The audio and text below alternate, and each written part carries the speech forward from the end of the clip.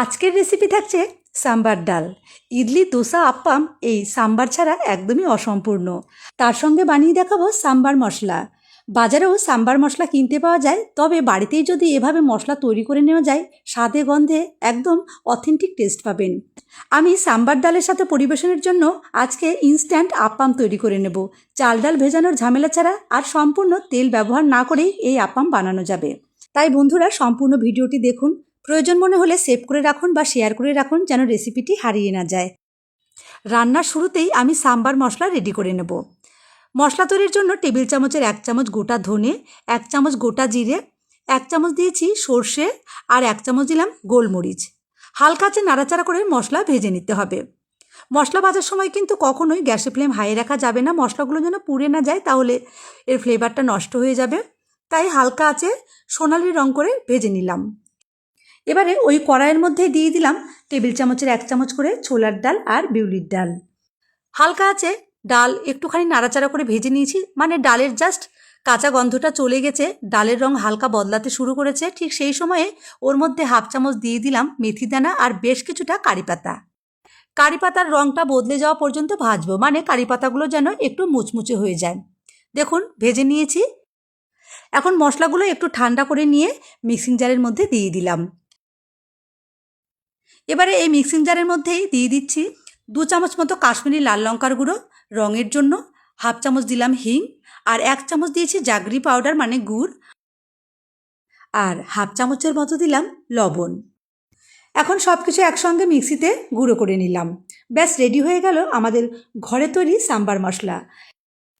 এই মশলা দিয়ে সাম্বার ডাল রান্না করলে অনেক বেশি টেস্টি হবে, আর রঙটাও দারুণ আসবে। অল্প একটু মশলা দিলেই ফ্লেভারটাও খুব সুন্দর হয়। একবার এই মশলা বানিয়ে সাম্বার রান্না করে দেখুন, বাজার থেকে আর সাম্বার মশলা কিনতে ইচ্ছে করবে না। মশলা তো আমার রেডি। এইবারে সাম্বার ডাল রান্না করার জন্য লাগবে তেঁতুলের পাল্প। আমি তেঁতুলের মধ্যে একটুখানি জল দিয়ে ভিজিয়ে রাখছি, পরে ভালো করে চটকে তেঁতুলের পাল্প বের করে নেব। সাম্বার ডাল রান্না করার জন্য আমার লাগবে অরহের ডাল। অরহের ডাল বা তুর ডাল। আমি 1 কাপ অরহের ডাল বারবার জল বদলে পরিষ্কার করে ধুয়ে নিলাম। এখন ডাল প্রেসার কুকারে সেদ্ধ করে নেব। 1 কাপ ডাল নিয়েছি, তার জন্য জল দেব 2 কাপ। ওর মধ্যে আমি পরিমাণ মতো লবণ আর সামান্য একটু তেল দিয়ে দিলাম। 2 কাপ জল দিয়ে প্রেসার কুকারের ঢাকনা বন্ধ করে 4টা সিটি দেব। 4টা সিটি দিলেই কিন্তু খুব সুন্দরভাবে ডাল সেদ্ধ হয়ে যাবে। এইবারে তেলে ফোড়ন দিলাম গোটা সর্ষে, গোটা জিরে, 3টে শুকনো লঙ্কা আর সামান্য একটু হিং। একদম হালকা আঁচে নাড়াচাড়া করে ফোড়ন একটুখানি ভেজে নিয়েই ওর মধ্যে দিয়ে দিলাম একটা কুচনো পেঁয়াজ। তবে পেঁয়াজ কিন্তু খুব বেশি লাল করে ভাজার প্রয়োজন নেই, শুধু কাঁচা গন্ধটা চলে গেলেই হবে। এই সময়ে এর মধ্যে বেশ কয়েকটা কারি পাতা দিয়েও পেঁয়াজের সঙ্গে ভেজে নিলাম। তো পেঁয়াজ একটুখানি ভেজে নেবার পরেই দিয়ে দেবো বেশ কিছু সবজি। আমি এর মধ্যে দিলাম মিষ্টি কুমড়ো, গাজর, টমেটো, সজনে ডাঁটা আর বেগুন। তবে সাম্বার ডালের মধ্যে আরও অনেক রকম সবজি দেওয়া যেতে পারে। বিনস, আলু, লাউ এগুলো দিলেও বেশ ভালো লাগে। 1 চামচ মতো লবণ আর সামান্য একটু হলুদ দিয়ে ভালো করে সবজি ভেজে নিয়েছি। মোটামুটি 1 থেকে 1.5 মিনিট ভেজে নেবার পর যে মশলা আমি আগে রেডি করেছিলাম, মানে সাম্বার মশলা, সেই ঘরে তৈরি সাম্বার মশলা এর মধ্যে 2 চামচ মতো দিয়ে দিলাম। এত সুন্দরভাবে মশলাটা তৈরি হয়েছে, খুব বেশি দেবার প্রয়োজনও হবে না। মোটামুটি 2 চামচ মতো মশলা এর মধ্যে দিয়ে দিলেই যেমন সুঘ্রাণ হবে, তেমনি রঙটাও খুব সুন্দর আসবে। সাম্বার মশলা দেবার পর আবারও মিনিট খানেক সবজি নাড়াচাড়া করে ভেজে নিয়ে পরিমাণ মতো গরম জল দিয়ে ঢাকা দিয়ে দিলাম, যেন সবজিগুলো ভালোভাবে সেদ্ধ হয়ে যায়। জলের পরিমাণটা নিজেদের আন্দাজ করেই দিতে হবে, মানে ডাল কতটা পাতলা রাখবেন সেই অনুযায়ী জল দিয়ে নিতে হবে। আমি মাঝারি আঁচে ঢাকা দিয়ে মোটামুটি 5 থেকে 6 মিনিট রান্না করেছি। সবজিগুলো খুব সুন্দরভাবে সেদ্ধ হয়ে গেছে। প্রথমে চেক করে দেখে নিতে হবে সবজি ভালোভাবে সেদ্ধ হয়েছে কিনা।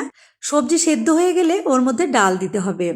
আমি দেখুন ডাল সেদ্ধ করে রেখেছি, তবে ডাল সেদ্ধ হয়েছে ঠিকই, একদম কিন্তু গলে যায়নি, একটুখানি দানা দানা আছে। এরকম দানা দানা থাকলে খেতে বেশি ভালো লাগে। ঠিক এইভাবে ডাল সেদ্ধ করে নেবেন। সবজির মধ্যে আমি সম্পূর্ণ ডাল দিয়ে দিলাম, আর এই সময় দিয়ে দেব তেঁতুলের পাল্প আর কয়েকটা চেরা কাঁচা লঙ্কা। ব্যাস এখন মাঝারি আছে আবারও 3 থেকে 4 মিনিট রান্না করে নিলাম। রেডি হয়ে গেল আমাদের দারুণ স্বাদের সাম্বার ডাল। এটা যেমন ইডলি, দোসা, আপ্পামের সাথে খেতে ভালো লাগবে, তেমনি গরম গরম ভাতের সাথে খেতেও জাস্ট অসাধারণ লাগে। আমি তো এই সাম্বার আজকে আপ্পামের সাথে পরিবেশন করব। একদম কম সময়ে ইনস্ট্যান্ট আপ্পাম তৈরি করব, চাল ডাল ভেজানোর কোনো ঝামেলাই থাকবে না। প্রথমেই আমি মিক্সিং জারের মধ্যে ব্যাটার তৈরি করে নিচ্ছি। মিক্সিতে দিয়ে দিলাম 2 কাপ সুজি, হাফ কাপ টক দই, 1 কাপ জল, 1 চামচ চিনি আর হাফ চামচ লবণ। এবারে মিক্সিটা ঘুরিয়ে সব কিছু একসঙ্গে পেস্ট করে নিলাম। প্রথমবারে ব্যাটারের ঘনত্বটা একটু গাঢ় হয়েছে, তাই দ্বিতীয়বার যখন আবার সুজি পেস্ট করলাম তখন জলের পরিমাণ একটু বেশি দিয়েছি। এক্ষেত্রে ব্যাটারের ঘনত্ব খুব একটা গাঢ় রাখার প্রয়োজন নেই, তাওয়ায় দেওয়ার সঙ্গে সঙ্গে যেন ব্যাটার ছড়িয়ে পড়ে ঠিক এরকমভাবে ব্যাটারের ঘনত্বটা রাখতে হবে। খুব বেশি পাতলাও হবে না, আবার একদম গাঢ়ও হবে না। আমি যেভাবে ব্যাটারের ঘনত্বটা দেখালাম ঠিক এইভাবে রেডি করে নিতে হবে। 10 মিনিটের জন্য ব্যাটার রেস্টে রেখে দিচ্ছি। 10 মিনিট পর এর মধ্যে ইনো মিশিয়ে দেব। যেহেতু এটা ইনস্ট্যান্ট বানাচ্ছি, দ্রুত ফার্মেন্টেশনের জন্য কিন্তু একটু ইনো বা খাবার সোডা মিশিয়ে দিতে হবে। ইনো মিশিয়ে দেওয়ার পর দেখুন খুব সুন্দরভাবে এটা ফার্মেন্ট হয়ে গেল। আগের থেকে ব্যাটার অনেক হালকা হয়ে গেছে আর অসংখ্য বাবলস তৈরি হয়েছে। এখন ব্যাটার আপ্পাম তৈরির জন্য একদম রেডি।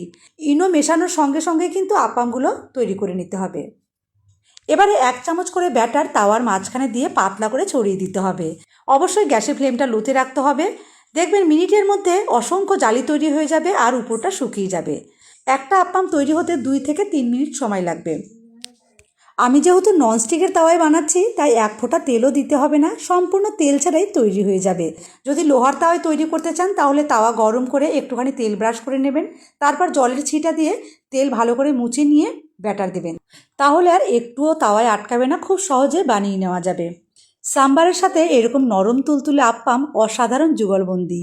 ব্রেকফাস্ট বা ডিনারে সুস্বাদু ও স্বাস্থ্যকর কিছু বানিয়ে খেতে চাইলে একবার এই রেসিপি অবশ্যই ট্রাই করবেন, দারুণ লাগবে। তো বন্ধুরা, যদি আজকের রেসিপি ভালো লাগে কমেন্ট করে জানাবেন, আর যদি মনে হয় রেসিপিটি সবার কাজে আসবে তাহলে শেয়ার করে সবাইকে দেখার সুযোগ করে দেবেন। আজ আমি তাহলে আসি, সবাই ভালো থাকবেন, সুস্থ থাকবেন, ধন্যবাদ।